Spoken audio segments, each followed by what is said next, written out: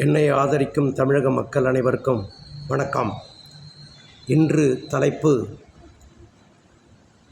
காலநிலை பருவகாற்று மாற்றங்களால் north east monsoon தொடங்க உள்ள நிலையில் என்னுடைய பதிப்பு இன்று என்னவென்று உங்களிடம் எடுத்துக்கூற உள்ளேன்.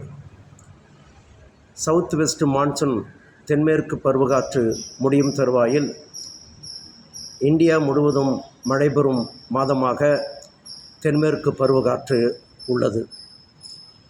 கிட்டத்தட்ட வடபகுதி முழுவதும் அதிக மழையை பெறும் மான்சூனாக தென்மேற்கு பருவகாற்று உள்ளது.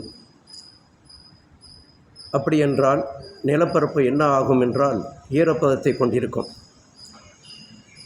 Due to rotation of the earth, Farrell's law, all the moving bodies are deflected right in the northern hemisphere, while all the moving bodies are deflected left in the southern hemisphere.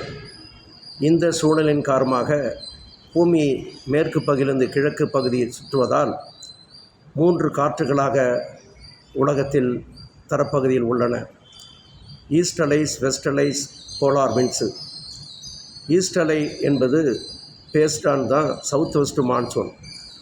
West Alice என்பது தான் இப்போ north east பகுதி 30லேருந்து 60 degree latitude both hemisphere. அது ஹெமிஸ்பியர்னால் தமிழில் வட கோளார்த்தம் தென் கோளார்த்தம்னு சொல்லுவாங்க. அந்த பகுதியிலேருந்து வரக்கூடிய காற்று லேண்டு காற்றானது ஈரப்பதமாக இருக்கும். லேண்டுலேருந்து சீ வரும்போது இந்தியன் ஓஷன் பகுதியில் மிகப்பெரிய ஒரு டெம்பரேச்சர் இருக்கும். ஈக்குவட்டர் ரீஜன்ஸில் இந்த டெம்பரேச்சருடைய பகுதி லோ ப்ரெஷராகவும், லேண்ட் பகுதி compare to C less temperature இருக்கனால அதிகமான ப்ரெஷர் கண்டிஷன் இருக்கும். அந்த அதிகமான ப்ரெஷர் கண்டிஷன் எங்கே இருக்கோ அப்போ அந்த பகுதியிலேருந்து லோ பகுதிக்கு விண்டு மூவ் ஆகும்.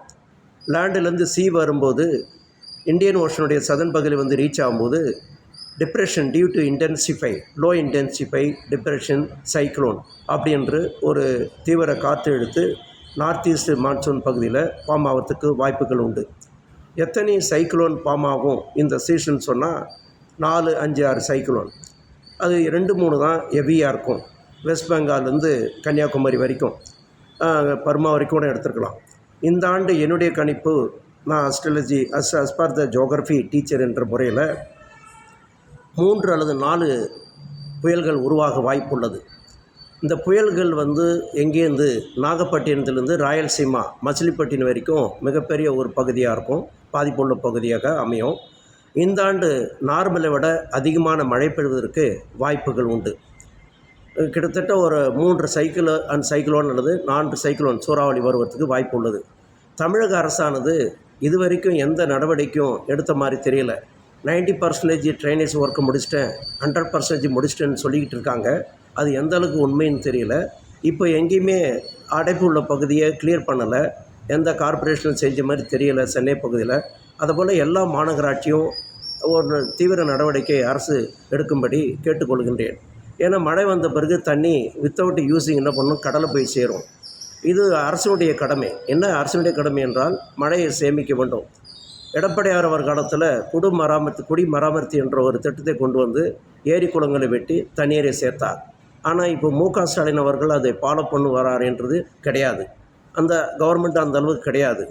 ஸோ என்னுடைய அறிவிப்பு மூலம் இப்போவாவது மழை பெய்ய போகுது. இன்னும் ஒரு 5ஆம் தேதி பிறகு நம்மளுக்கு மழை அதிகமாக வர வாய்ப்பு உள்ளது. அக்டோபர், நவம்பர், டிசம்பர் இந்த சீசனை ஒரு மிகப்பெரிய மழை தரும். இந்த பதிவுகள் உங்களுக்கு பிடித்திருந்தால் என்னை ஆதரியுங்கள்.